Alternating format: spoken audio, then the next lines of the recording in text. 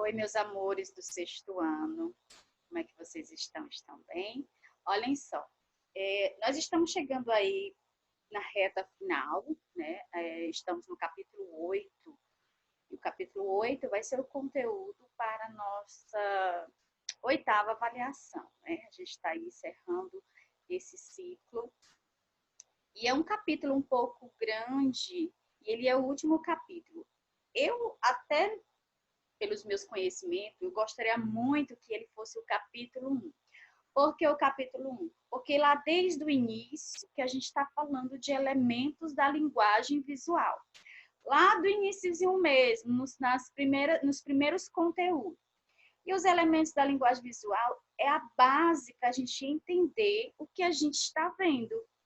Seja numa fotografia, seja numa pintura, seja numa escultura. Porque é a base, é o que compõe uma imagem, é o que compõe um objeto, é o que compõe uma obra de arte. Então, para mim, deveria ser o primeiro conteúdo, mas é um reforço, já que a gente tem falado muito sobre isso, será um reforço para quando vocês chegarem no sétimo ano, vocês já precisam estar sabendo do que eu vou falar hoje. Por isso é muito importante vocês estarem atentos, porque no sétimo ano eu vou mencionar bastante elementos da linguagem visual, vou falar muito desses elementos. E vocês já precisam estar sabendo, certo? Então, é o capítulo 8, ele está na página 100, eu dividi ele em 3 aulas, né? Eu vou passar para vocês por aqui 3 aulas explicando esse conteúdo. Às vezes você olha, eu tô olhando para mim, né? E olhando para a câmera. É tão delicado essa coisa de gravar aula. E penso que como tem sido difícil, né? Mas a gente consegue. Enfim, meus amores, peguem o livro, página 100, é a página de abertura. Eu até coloquei aqui de uma forma muito simples antes da gente chegar no livro. Eu vou abrir aqui uma tela, eu vou compartilhar uma tela que eu montei aqui no Word rapidinho, para me explicar sobre esses principais elementos, os primeiros elementos que o conteúdo traz, porque a gente dividiu ele em algumas aulas, e eu vou explicar muito rapidamente para vocês, certo? A gente não vai se estender muito, porque a gente ainda tem mais 2 semanas para falar sobre isso, até a gente fazer aí a nossa oitava e última avaliação para encerrar e fechar esse ciclo, né? Um ciclo diferente, um ano diferente. Mas graças a Deus está dando tudo certo, eu estou vendo os resultados, vocês têm compreendido bastante sobre o conteúdo que eu tenho trazido para vocês, isso é muito bom, isso é muito positivo, tá bom? Então vamos lá, vou compartilhar aqui com vocês.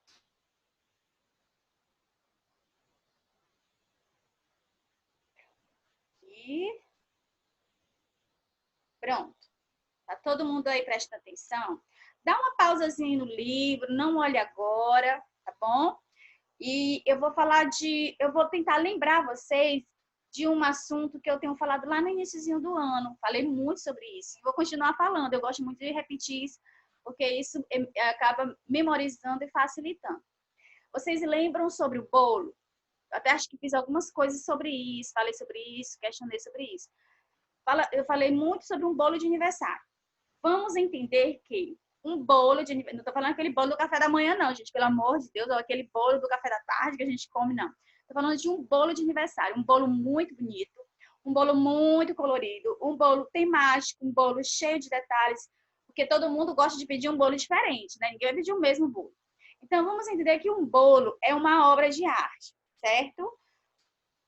Que, na verdade, é uma obra de arte, né? Mas um bolo é uma obra de arte. Uma pintura, pode ser uma escultura. Vamos pensar dessa forma. Vamos entender que para esse bolo chegar no ponto final, para estar lá na sua mesa, na sua festa de aniversário, ele precisa estar prontinho com todas as composições que você pediu.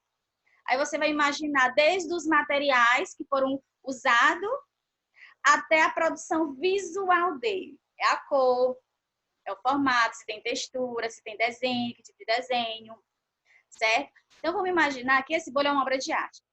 Beleza. E esse bolo precisa de ingredientes. Da mesma forma, meus amores, é uma É uma imagem, é uma escultura, é uma pintura. Ela existe ali, ela está pronta. Mas para ela ter chegado nesse resultado final, ela precisou de ingredientes. E esses ingredientes são os elementos que compõem, que usaram para construí-la. Então, quando eu vou falar de elementos visuais, ou elementos da linguagem visual, porque quando a gente fala de linguagem, é porque tem esse poder de comunicar, de trazer informação, de trazer texto, texto com imagem.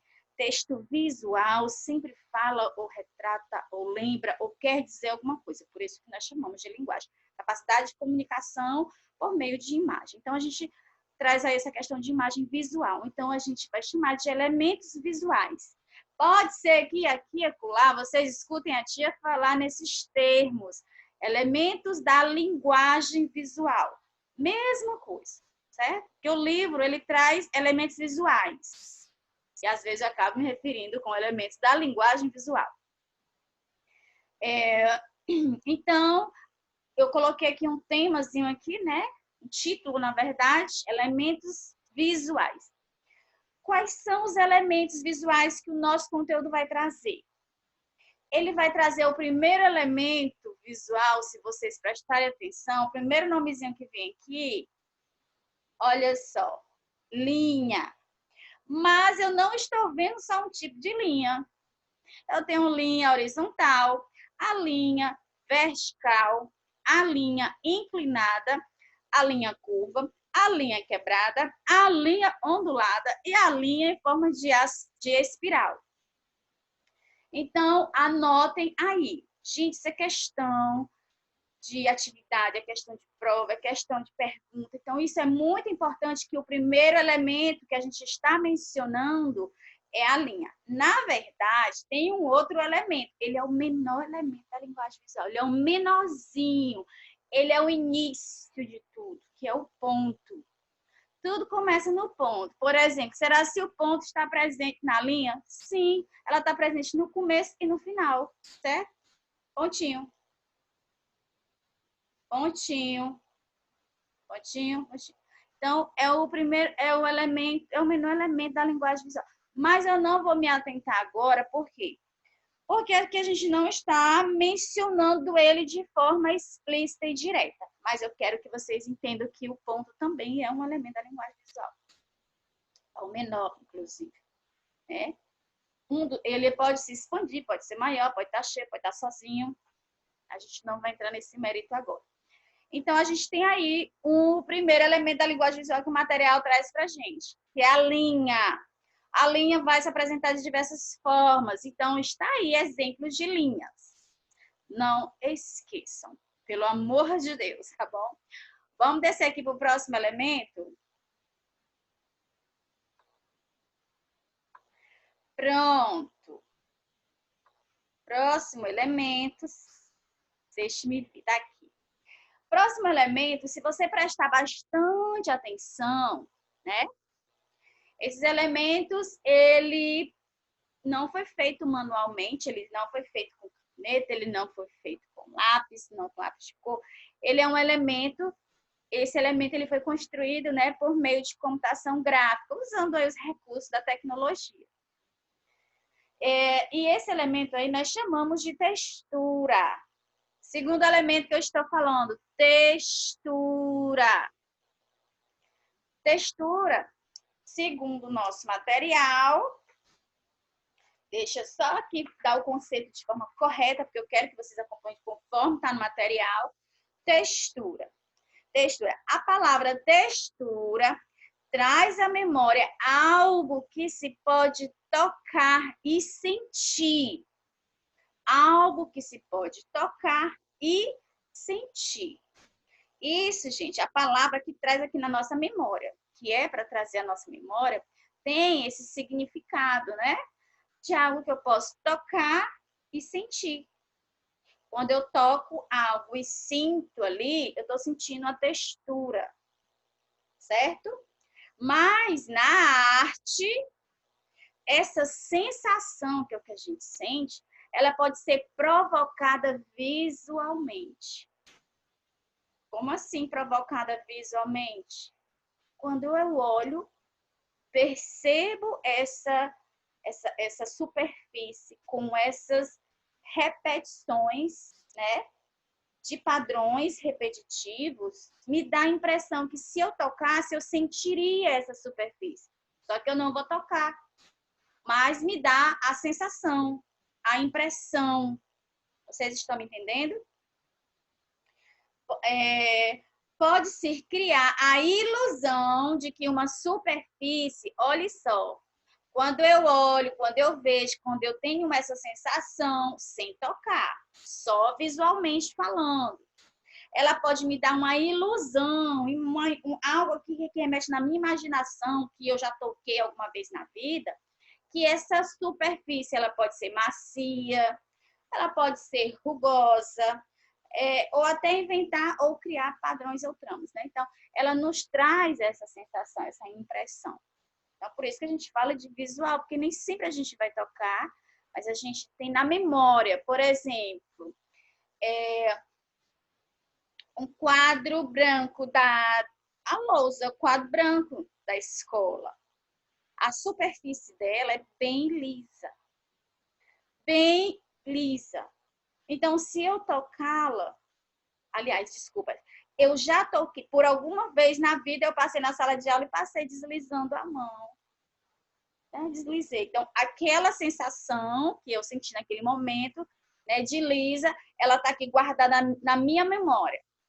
Mas, se por acaso eu estiver assistindo uma aula, se eu ver numa fotografia, uma representação dessa imagem, dessa lousa, e eu não tocar, porque isso é visual, aí lá se vêm as lembranças que me remetem à sensação, à impressão de memória que ela é lisa. Eu acredito que vocês estejam me compreendendo. Eu espero que sim. Estou sendo bem clara e bem ilustrativa. Mas aí eu posso criar essas texturas manualmente com os traços. Posso, usando lápis de cor, caneta colorida, canetinhas, eu posso sim criar essas representações de textura. Estas que vocês estão vendo é feita, né, por meio da tecnologia, né, o computador e assim por diante. Mas eu tenho sim essa possibilidade de, por exemplo, eu ver uma textura, pegar, tocar, né, e representar ela e por meio de desenho eu posso tocar aqui numa mesa, eu sentir a textura e tentar representar graficamente. Posso, sim. Manualmente, né, eu posso, sim. E vou dar exemplo para vocês. Até porque a textura nada mais é do que a repetição de padrões. Repetição de padrões. E eu vou explicar isso para vocês daqui a pouquinho. Olha só. Gente, o estudo de textura, eu amo estudo de textura, né? É uma repetição de padrões. Por exemplo, o que é essa repetição de padrões? Que essa repetição de padrão é você olhar e ver que algo se repete várias vezes.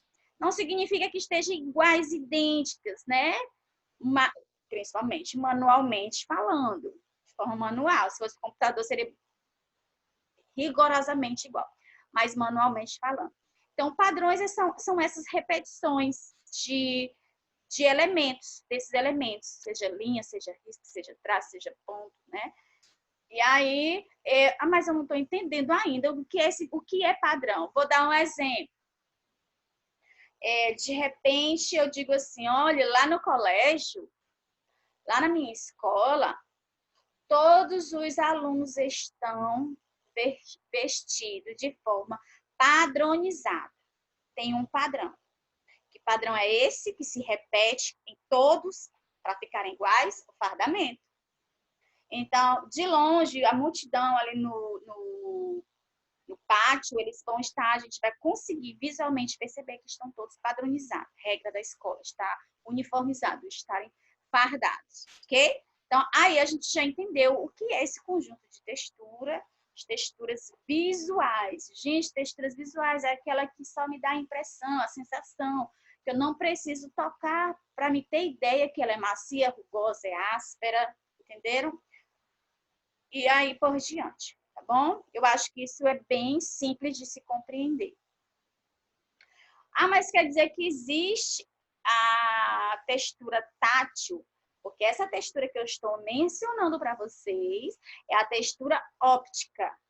Textura óptica, aquela que eu entendo e percebo e sinto através, né, dos olhos, visualmente. Mas tem sim as texturas táteis, é aquela que eu olho e se eu tocar, eu vou sentir. Por exemplo, eu estou bem aqui na tela com essas texturas, tanto de textura que eu tenho. Se eu passar a mão nela, elas vão ser todas lisas, porque na realidade ela é tátil. Desculpem, ela é óptica, ela é visual. Elas não são reais, eu só tenho a sensação e impressão. Mas se eu, por exemplo, aqui, por exemplo, minha camisa, minha blusa. Se vocês prestarem atenção aqui, ó, eu tenho aqui ó, um conjunto de textura. Aqui tem textura. Se eu tocar, ela é real. É tátil, sinto por meio do tato. Então, aqui é tátil, textura tátil. Lisa, macia, bom? A óptica é aquela que não é real, que eu tenho só essa sensação e essa impressão. Vamos adiante, porque textura acho que todo mundo já aprendeu. Então, vamos tentar relembrar. Primeiro elemento mencionado é linhas. Linhas. Aí tem os exemplos de linhas. O outro elemento que eu acabei de mencionar, o segundo, texturas. Falei da textura óptica, que é a que eu apresentei para vocês, e da textura real, tá bom? E expliquei o conceito de textura, tá bom? Vamos lá. O outro elemento é a forma. Eu estou no meu quarto, gente, aí eu estou com meus bichinhos aqui querendo sair. Mas vamos lá. O outro elemento, terceiro elemento, a forma. Meus amores, as formas, elas existem em todos os lugares do espaço. A forma, ela existe em duas características. A forma, ela pode ser geométrica e a forma orgânica. Forma geométrica e forma orgânica. Mas as formas geométricas, eu sei quais são. Então, eu vou mostrar aqui para vocês. Olha só. As formas básicas, né, que são as formas geométricas, tem o retângulo, o círculo, o triângulo e o quadrado. Beleza.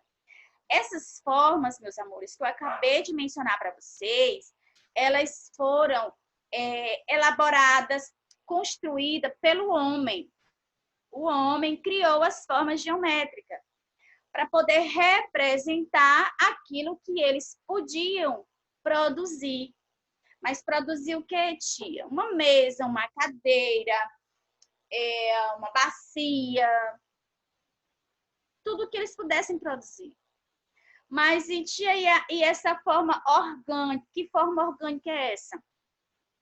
Meus amores, as formas orgânicas, elas estão à nossa volta.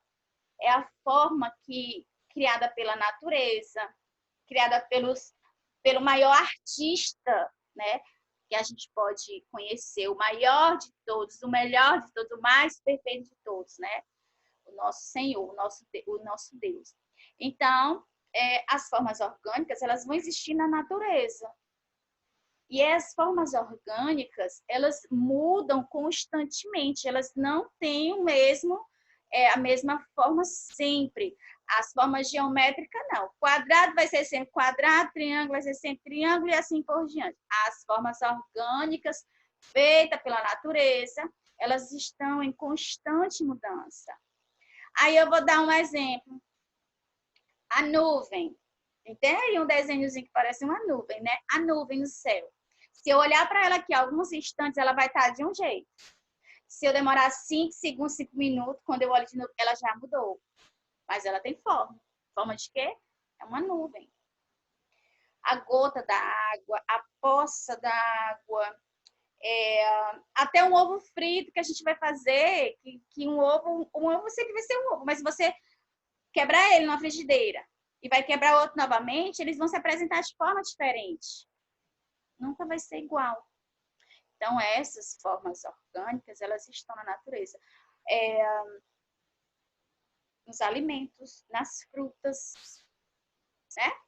Nas frutas, nas árvores, nas plantas, no céu, e assim por diante. As formas geométricas são as básicas, estão aí. Então, primeiro elemento, linha. Segundo, textura. Terceiro, forma. Tá bom? E aí tem até um conceitozinho bem aqui, bem prático, ó, que diz: quando uma linha se fecha, temos uma forma. Ó, o início da linha aberta, e ela vai se fechando, e assim por diante. Tá bom? Próximo elemento é o elemento da cor. Meus amores, temos aí o elemento da cor. Linha, forma, linha, textura, forma e agora a cor. Linha, textura, forma e cor.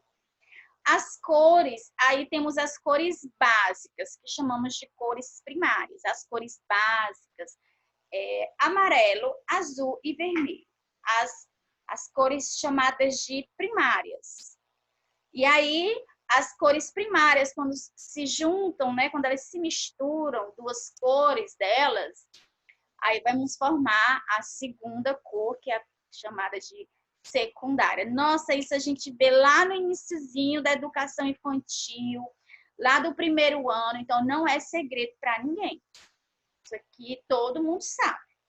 Então, cor primária, amarelo, azul e verde. Quando se misturam entre si, duas cores primárias, temos aí a cor secundária, que é o resultado de mistura, né? Então, o laranja é a mistura de duas cores, que é o amarelo e o vermelho. O verde, resultado da mistura de duas cores, azul e amarelo. E o roxo, resultado das duas cores, que é vermelho e azul. Aqui nós temos laranja, verde e roxo, que é a cor secundária, tá bom? Deixe-me ver mais se tem alguma coisa.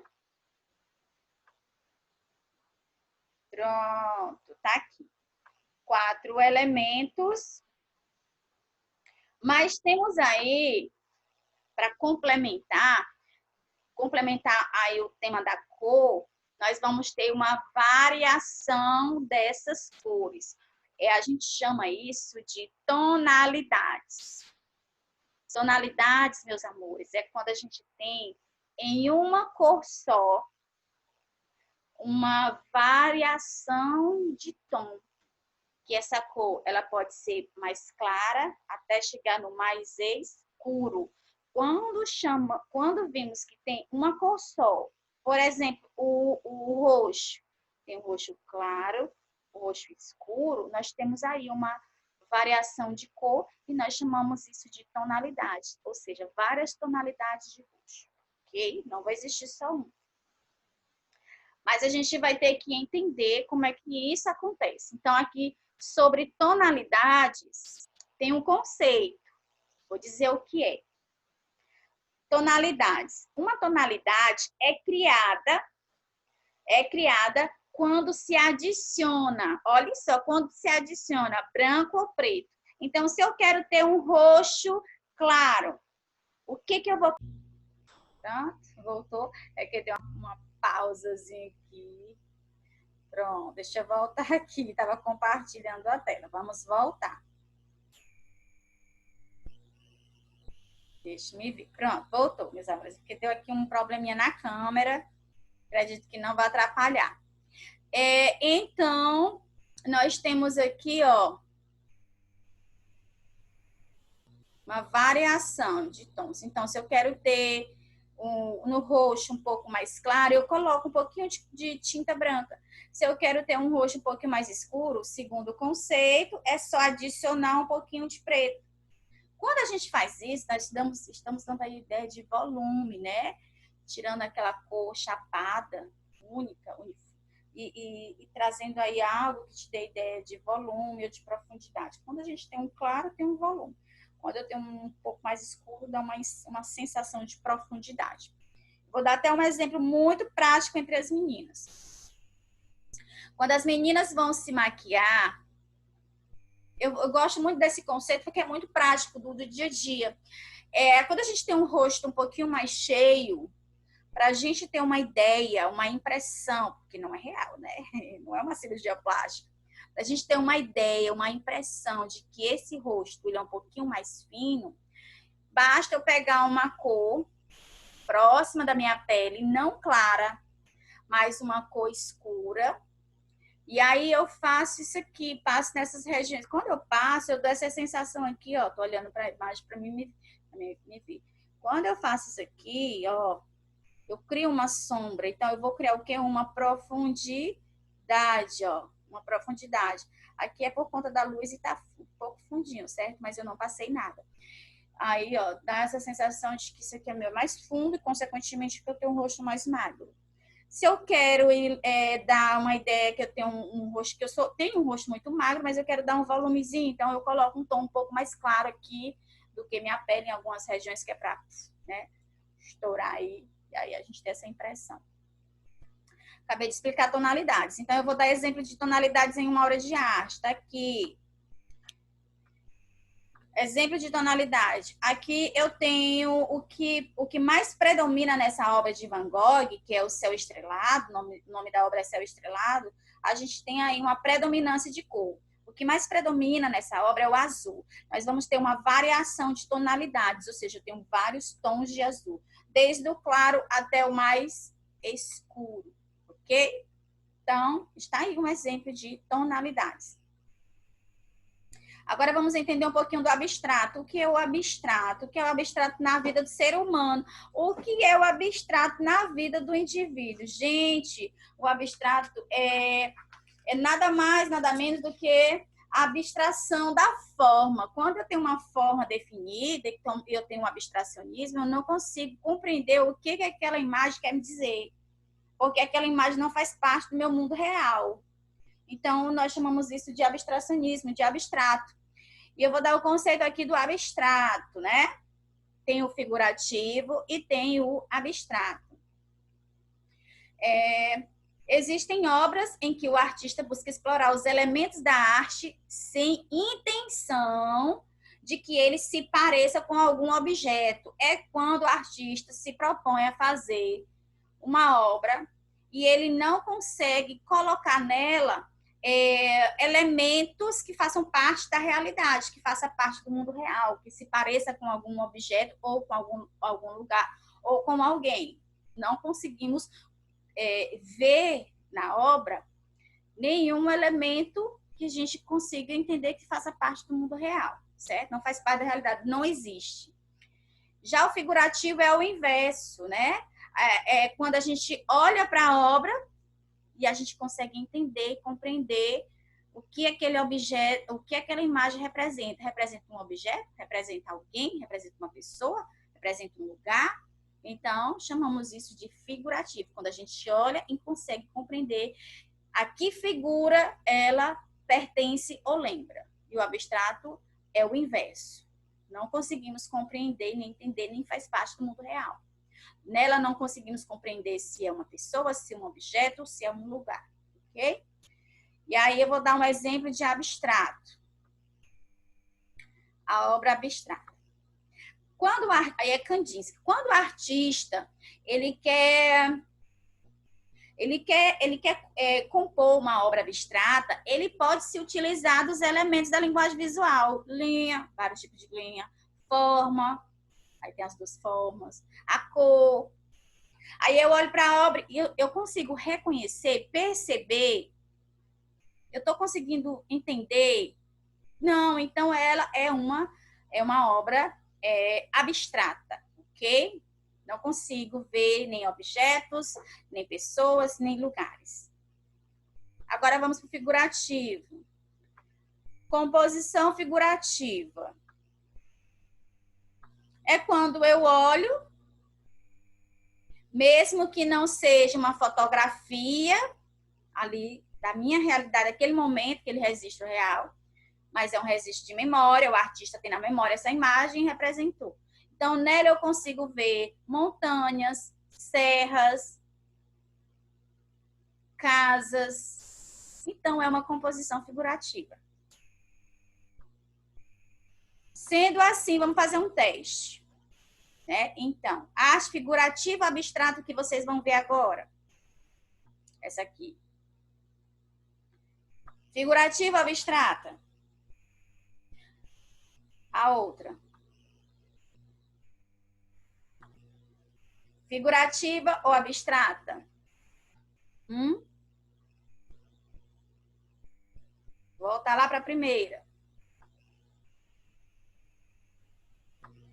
Esta composição, esta obra, esta pintura se trata de uma composição, de uma pintura, de um desenho, de uma imagem abstrata. Eu não consigo compreender.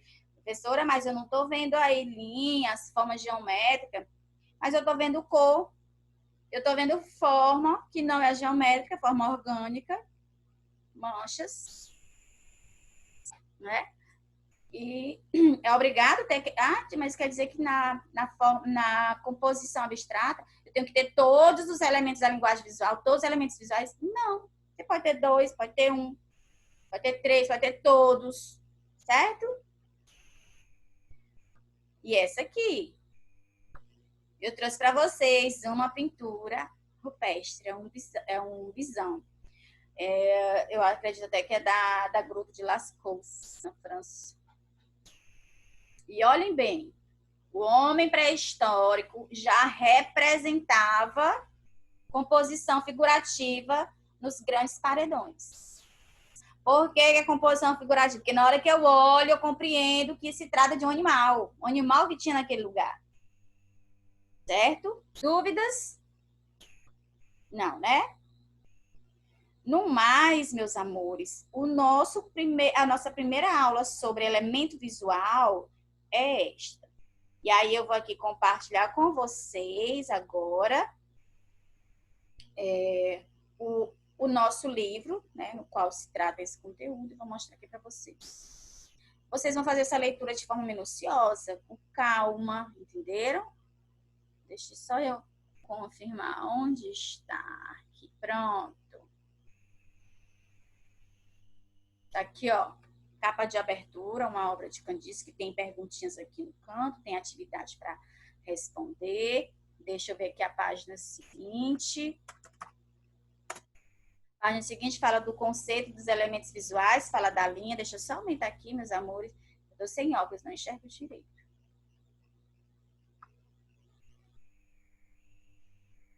Ó, elementos visuais é o tema, subtema, na verdade, não é o tema, temos o subtema.